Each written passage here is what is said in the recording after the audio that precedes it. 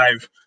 Not sure if I'm gonna like this going live on YouTube or not. I'm gonna miss you guys, I think. So anyway, good morning. It was a long night for me and an early morning. Hope you guys started your day good. What'd you dream about? Did you have good dreams? I hope so. I did a little more research on mental and emotional well-being. And what I came across was a little more positive stuff. Let me shut this, maybe that fan too loud for you guys. I found there are steps that people like to take to promote their well-being. There are lots of suggestions on how to improve your health and mental health and emotional health. But I asked the question yesterday, what does it look like to you? What does being emotionally healthy and having mental well-being mean to you? And I hope you wrote it down. I don't know if you guys are live or not, or if you're out there, but you'll check it out. Please send your feedback, okay? Let's do this together so that I can try and help, because at this point, my emotional well-being, I sat down and did a little meditation about it. It's like, well, what is emotional well-being? Well, emotional well-being to me means being able to express or feel all of your emotions normally, naturally, recognize them, and not to let them control you. Well, as a martial artist, I've been doing that to an extreme for years. And what I mean by that is I don't get mad. I don't get mad. I have reframed the definition of anger in my life to passion or intensity or extreme resolve. So when I get that feeling that most people associate as anger, I shift the whole idea to, okay, what has caused me to feel this way? What needs to be done to either remove the obstacle, push through it, move past it, recognize it, understand it, whatever it is. And then I shift that paradigm that I'm not angry. Most people get consumed with anger and they're out of control. For me, emotional well-being would be the idea that anger in the sense that other people see it doesn't exist. So therefore I have control.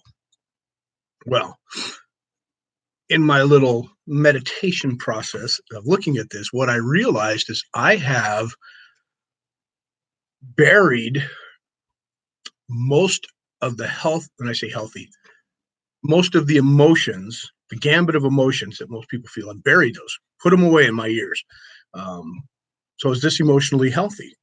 Let's talk about it for a minute. I'll give you a little backstory. When I was 9, my father died. He died in a car accident. Somebody ran a stop sign, big diesel truck ran a stop sign and smashed into his truck, put him in a coma for 101 days. And then he died in the hospital. At 9 years old, the oldest of 4, I went through some issues, I'm sure. Looking back at what I tried to remember at 9, and this is another subject altogether as far as memory goes, in our memory, do we really remember what took place back then, or do we remember what we were told took place back then? Do you look at pictures and create new memories based on what you think may have happened back then? It's a whole different idea. I love them all. But let's just say this. In my memory of what took place when I was 9, people tried to hide it from me first, lied to me about it second, said I was so lucky and brought about the emotions, and bless their heart, my mom and everybody else that was going through the mourning and the suffering, the loss, they had their issues. I'm sure they had to deal with, and to deal with 4 little kids probably wasn't the easiest, and explain it to them, So there's no blame here at all. But what I remember is people trying, and this is in hindsight, of course, people trying to put their sadness on me and expecting me to be that emotionally upset because of the death, because it's the normal thing to do, right? Normal thing to do. And I remember not crying. I remember because they tried to hide it, and I sensed that they were hiding it. I'm not kidding.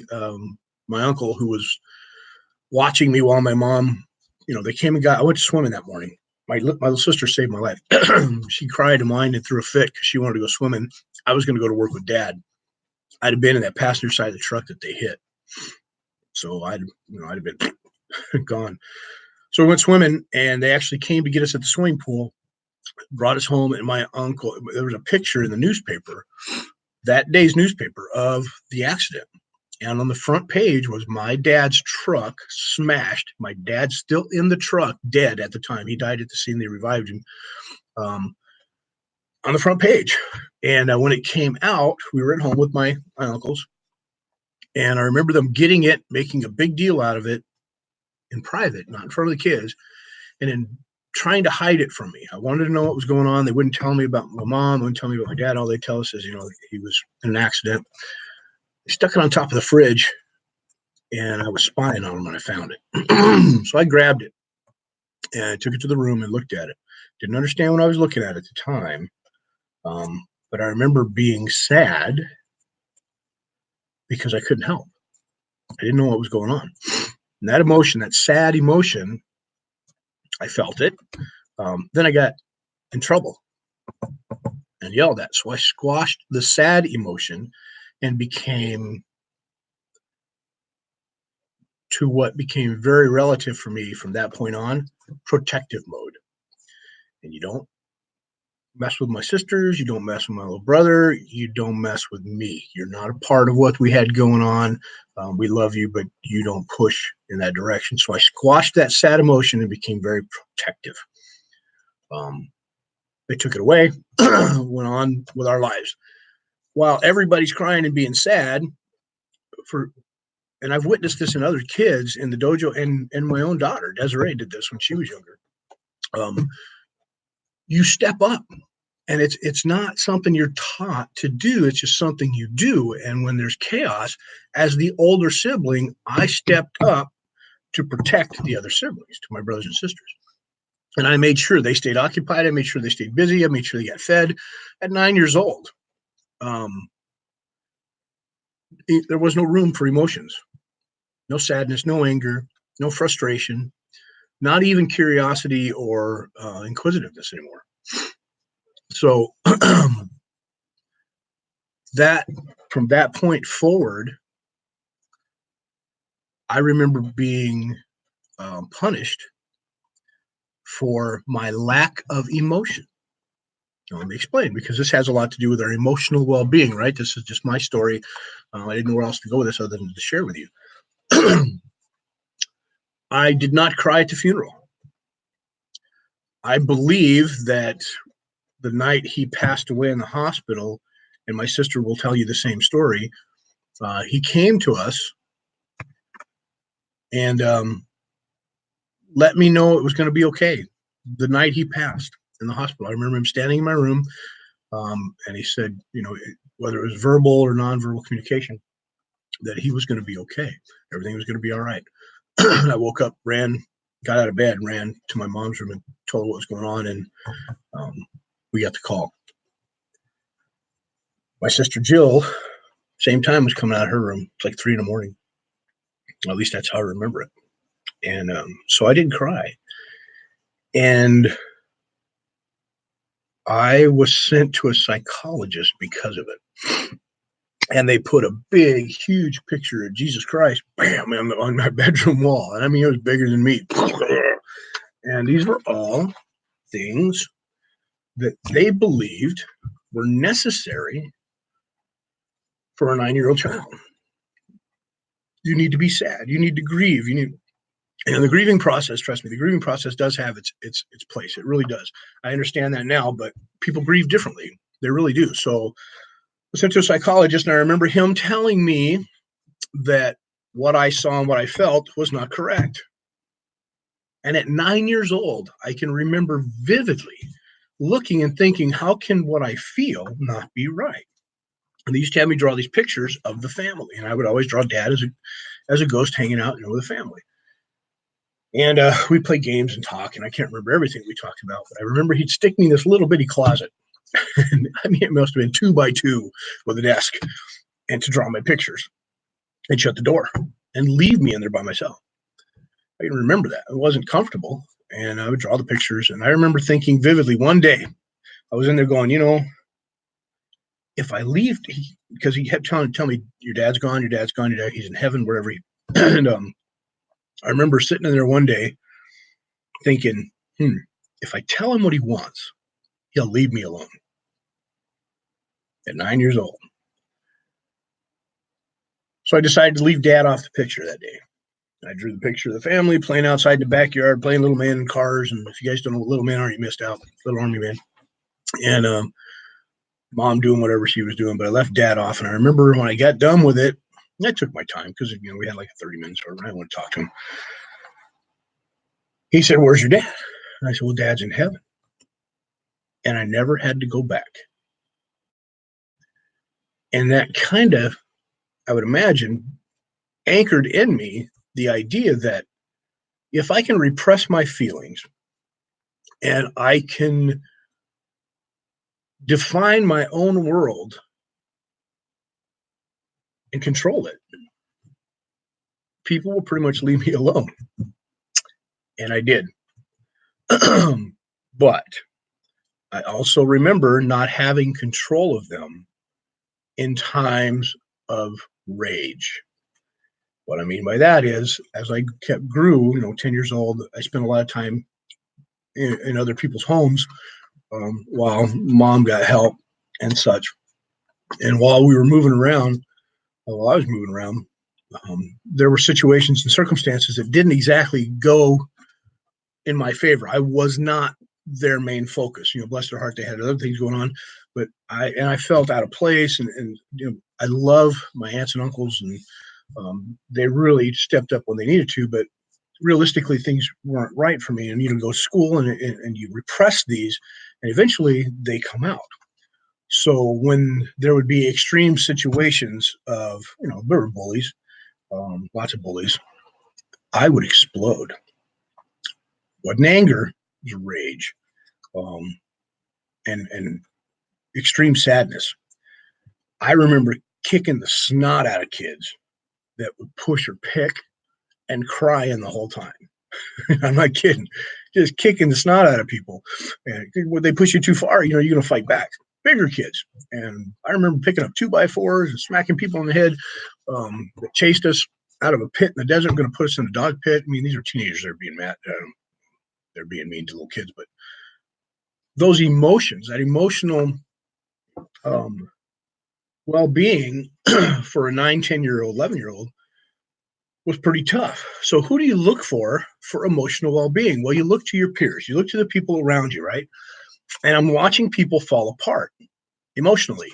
My mom, bless her heart,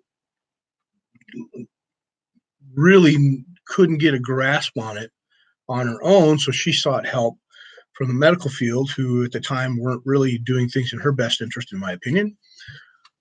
And it covered, masked the issues. So I witnessed that. How do you get rid of your emotions? How do you handle your emotions and your feelings? You cover them up with drugs or alcohol or, things like that. Well, it kind of went along with what I had been taught earlier. If I can basically lie to myself about how I'm feeling, I don't have to deal with that crap. And I took that in. Every time somebody would talk to me for about a year, it seemed like, poor you. Oh, how you doing? How's it going, baby? It's like, you know what? I let that go. Why can't you? But they expected my emotions to fit their category of how things should be. Now, this is all through my meditation process. I've thought about this for years. I mean, I've looked back at my life several times and even written it down for my kids in some notebooks. So as I go back and look through it, it becomes very clear, or at least I make it clear, of what I assume took place. So now, at 54, my emotional well-being kind of sits in the same place. I, for a long time, went through a bad marriage, had 4 beautiful daughters through that bad marriage, left that bad marriage, did not know how to emotionally handle being an adult, married young, thought I had all the answers. You don't. and you don't have a whole lot of people that if you seclude yourself and you think you can handle it all, which I did, you don't follow the advice of the people that could help you. You have a tendency to look past that and think that you're doing the right thing. And I did. Ego. I had a bigger hat on back then. So emotionally, when all of that was taking place, I was all over the place. And outwardly, I would present the air of, I got this. Inwardly, I was a basket case, and even tried to mask it at times with, things that you probably don't want to mask, back in the 80s. So I tried it all, and without really knowing what I was doing. I wasn't doing, hey, I'm an emotional mess. Let's try this. It's just, this is life. Life hands you this crap. This is how you deal with it.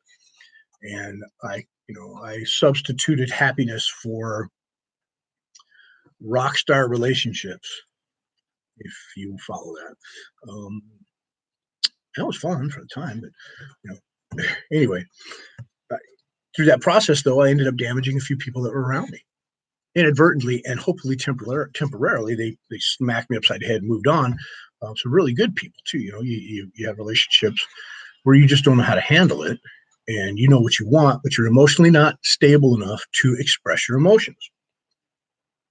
So what I told you, one of my goals was for this week, and was to learn to myself, and I'm pretty good about this now, but learn myself to express my emotions in a positive, beneficial way, not only to myself, but to others if needed. And learn to teach that to other people.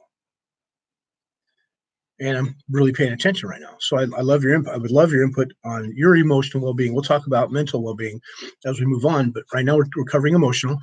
And I'll tell you what some of the issues for me are now is I'm still a very protective individual as the oldest. And I told you I watched my daughter do this during the strife in my first marriage. And I'll tell you, it was both of our faults. Two people sometimes just don't belong together, even if they're the greatest people in the world. And we're different people. But my oldest daughter saw the struggle, saw the strife, and emotionally locked herself up and protected me. She was little. She, she might have been 10, 11, but she did the same thing I did. She stood up, protected me, made sure her sisters were taken care of. And in the times that I was not there and didn't know what was happening, she was the one that stood up and did it. And now I look at her, and there are some really great things about her. And there's some things that I think are locked up because of it.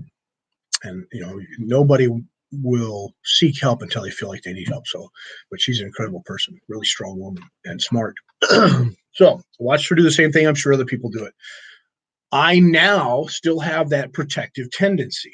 If I go out in public, and this could be because I'm a martial artist too, but if I go out in public with my family or my wife, well, not so much just with my wife anymore, but when we went out together as a family, no matter what was happening, I was not fully enjoying what was taking place. I was enjoying being with my family, but my head was on a swivel the whole time, and I'm looking for instances where I might need to help protect my family first, and then maybe others.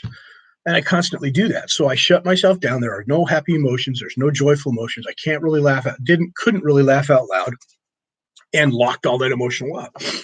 Is that emotionally healthy? Well, I thought so, because health means I exercise control and I make it happen. Back to that. Now I'm capable of laughing. I crack myself up. I don't laugh a lot. My wife has an infectious laugh, and I love to hear her laugh. So emotionally, she has set me free.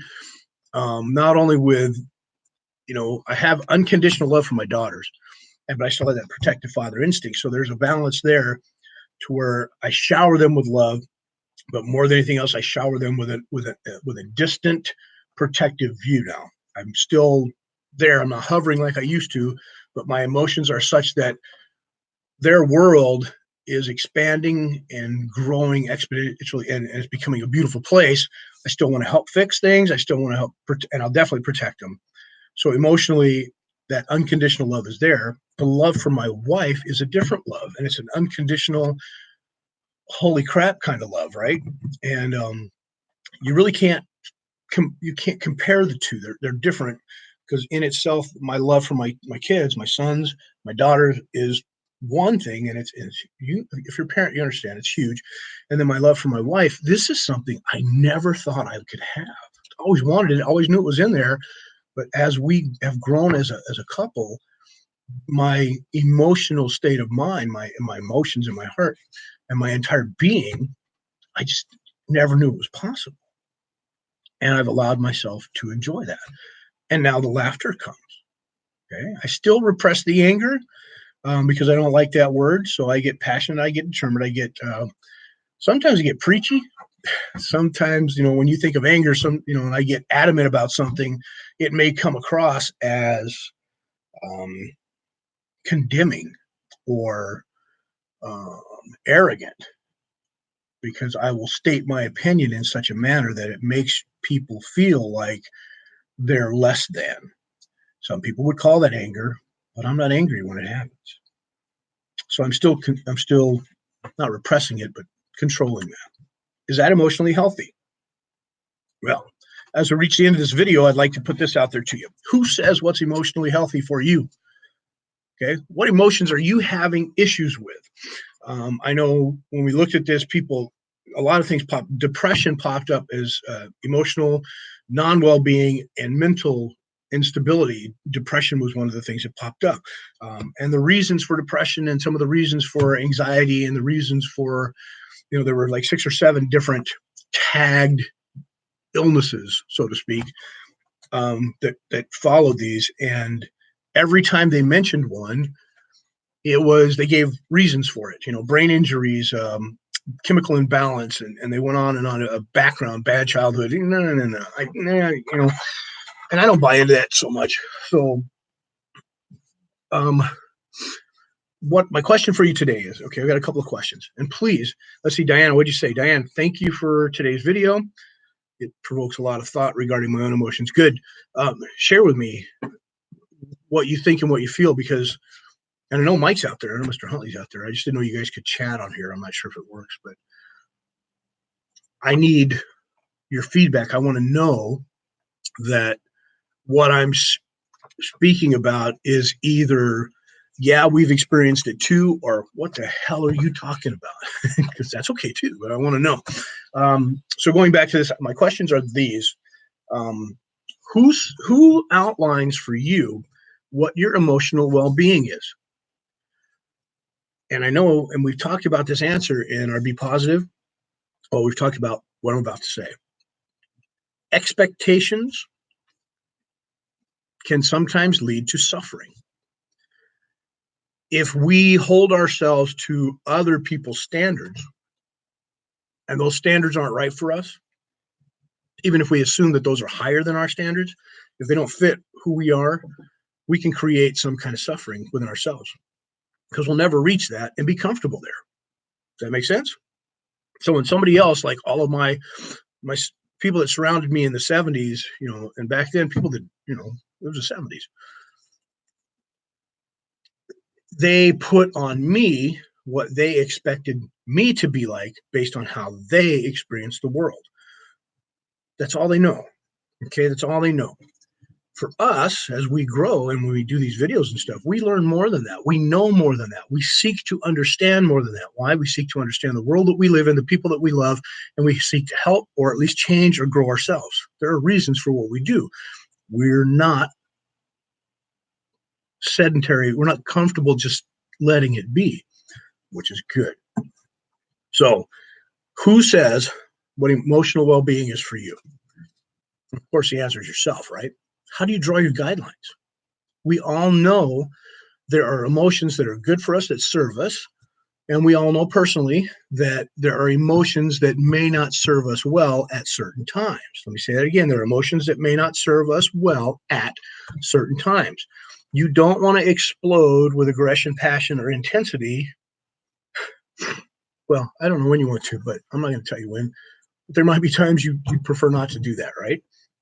You may not want to shower somebody with love at certain times or in certain places. Um,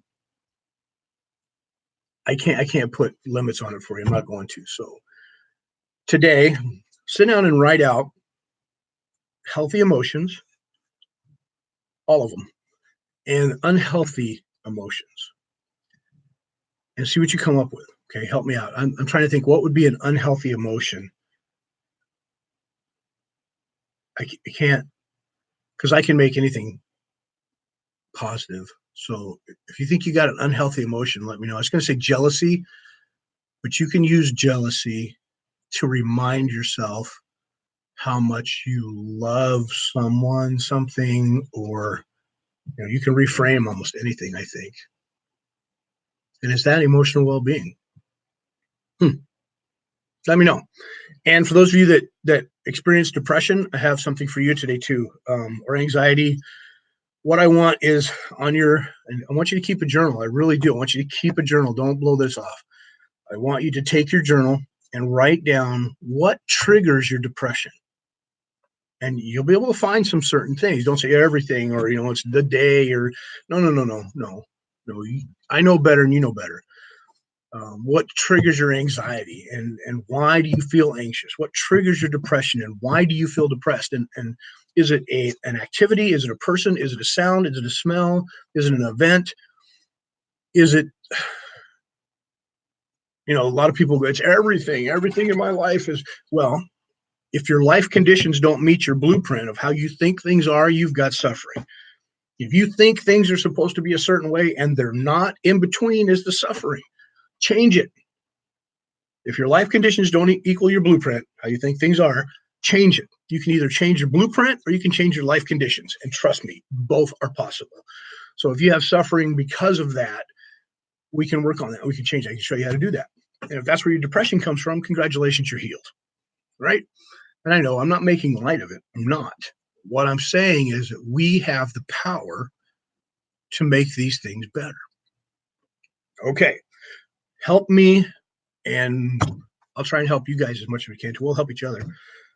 This is day 3 of 26 days of you. We're going to do 1 week on this, right? I think that's how it's going to start out to be. Let me give you a couple of things real quick on what I came up with, okay? And listen, I didn't write these. I wrote them, but I copied them from somebody else. 5 hacks to mental health. 1, have a routine. That's mental health. We're talking about emotional health. Let's do emotional well-being. Here you go. 5 tips to emotional well-being that affects your growth. Switch off your phone and technology. Not yet. Keep watching the video. But at night, switch off your phone and your technology. Turn it off. Take a break from it. Times during the day, if you don't need it, switch it off, set it down. Stop comparing yourself to others. I think we just talked about that. Stop comparing yourself to others. You're not them. They are not you. They don't have the same experiences as you, vice versa. But if you see something good in somebody that you like, try it on. If it fits and it's comfortable and you can make it work without causing problems, it's yours. Keep it. Get up and get dressed and move. Now, this one I like because I live in a karate uniform mostly. I get up, put my karate uniform on, or I get up, put my shorts on to go work out. So get up, get dressed, and move. And I do that every morning. Don't overthink things. What? Okay, whatever you say. Don't is it me? Am I doing something wrong? Don't do that. And put yourself first. These are things that are supposed to help you with your emotional well-being. I can tell you this before I go. Your physical state of mind, your physical, how you take care of yourself physically, do you exercise, do you eat right, definitely has a direct effect on your emotions and your mental state of mind. Get up and exercise, people.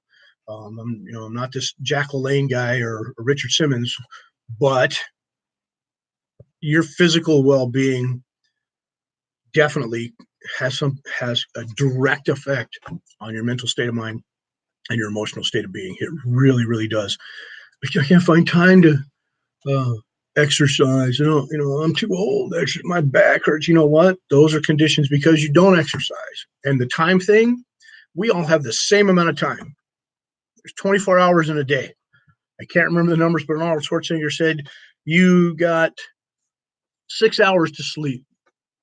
What does that make? 18, 19, 20, 22, 23, 4. That's 18 more hours of the day that you got stuff to do. 18 hours. And if you can't fit everything into 18 hours, you're trying to do too many things. So it's not really time management. It's event management. Put the things that are important first. Number one, you. And make time to exercise. Make time to eat right. Self-discipline is self-love. If you can discipline yourself to eat the right things and love yourself, things will change. I love you. That's 30 minutes. I thought about that. We'll talk about the 30 minutes later, but I hope this helped. We're going forward with this tomorrow. I want some feedback. I will share again with you on my journey and how I'm going to change some of the things for my emotion, and we'll talk about mental well-being as far as that goes too. So today, write your stuff down. Get a journal. It's day 2 for you. It's day 3 for the 26 days. And I love you. So I guess that's it. I hope this worked. Let me know if you got a chance to see it on here. Okay. Yeah, I'm sure I want to end it. Peace.